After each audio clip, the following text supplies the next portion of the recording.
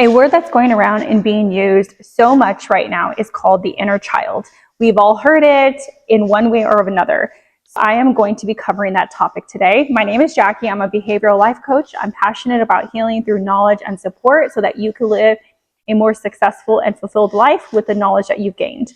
This video is going to cover what is the inner child, how to identify what the inner child is that is showing up in your life, why is it showing up in your life right now, how to address that inner child and work through those things that are coming up so that you can move past this triggered trauma that is showing up. Well, simply said, the inner child is just that. It is the child that is inside of you that has wounds or wasn't heard as a child. So they are coming out as an adult in certain triggers, certain emotional reactions, and you are feeling maybe not at peace, maybe not good enough. Maybe in your adult life, you are showing up not as your authentic self. Maybe you're showing up and you are feeling abandoned. So you're constantly trying to fight for relationships that are not healthy for you. And that is putting you in a cycle of distrust and dishonoring yourself and your own values. The inner child isn't necessarily something that your parents may or may not have brought into your life. So identifying the source is so important. And I think this is one thing that is commonly missed with inner child work, is that thinking that your inner child was what was experienced in your home with your mother and father alone.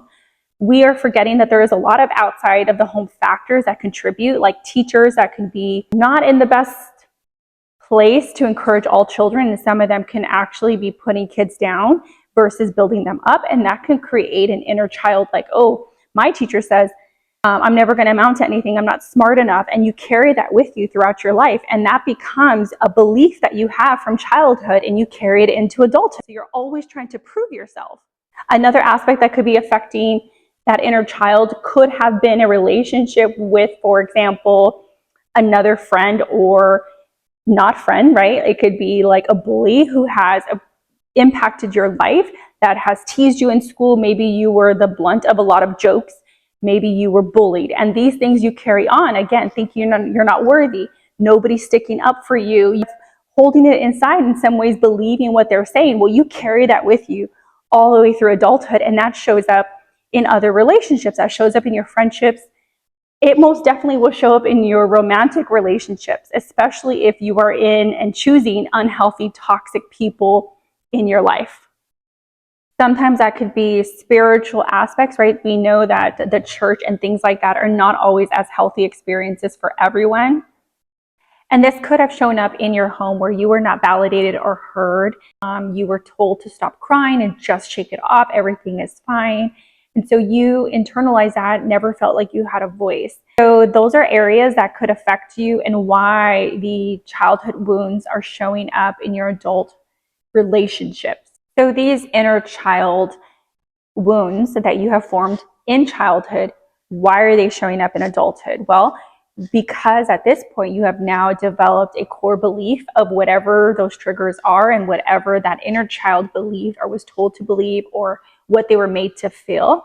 And so they continue on that pattern and think now they need to be defensive. They need to earn love. They need to fight for what they want because they weren't heard as a child, or they internalize it and they unhealthily do other things like self-sabotaging, addiction, and they really just continue to spiral on this path because it's all they've known. And how will you identify if you have inner child wounds that would probably be good to start addressing and begin the healing process is if you have such intense emotions around certain things, if relationships are unhealthy and you keep telling yourself this doesn't seem right, but you're staying in that same pattern, that's a red flag. If you are exploding and getting angry and so worked up over so many things so quickly, that is a pattern that there's something in there in your childhood wounds that you have not addressed. And usually it could be a trigger through your adulthood that you've experienced that kind of makes you start to follow that train of what has happened. One of the best ways to kind of start dissecting what areas in your inner child to start working on is journaling. Journaling is one way that can prompt you to start doing deep reflection. It can start giving you prompts onto what are your core beliefs, and thinking about that, writing down your value system from top to bottom on what your core beliefs are, so that you can be like, hey, I didn't realize I thought that way, right? I didn't realize I had these feelings inside. And sometimes exploring that, the first thing you can do is identify where those are rooted in.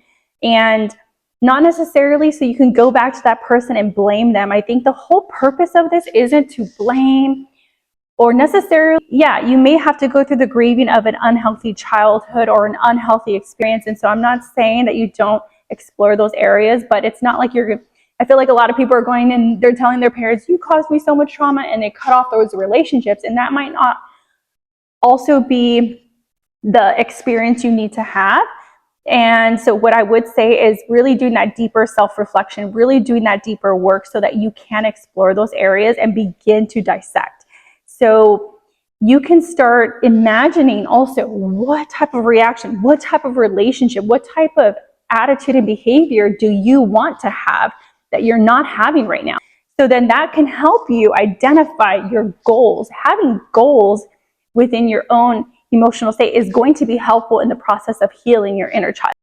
It's really important to mention that on this journey of identifying, sometimes journaling, you can't get to the root cause of some of your inner child wounds.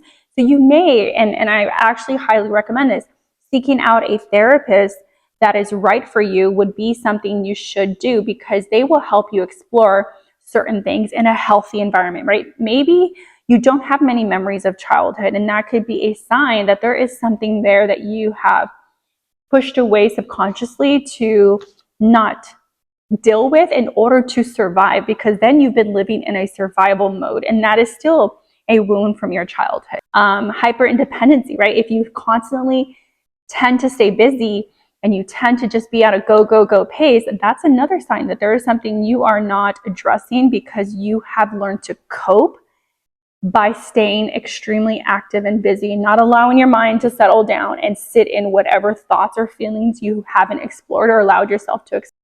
Once you have identified what these inner child wounds are that you have, now you could begin exploring the healing phase and different techniques to that. So I didn't mention this before, but one other technique that your therapist might use is like childhood memories or childhood items that you may bring in to explore, but that should definitely be done in a healthy, and they might try different techniques, put you in a state that allows you to connect with that wound that you might have been in the aspect of healing, and in the aspect of techniques to resolve and kind of begin the healing in your trauma of those childhood wounds.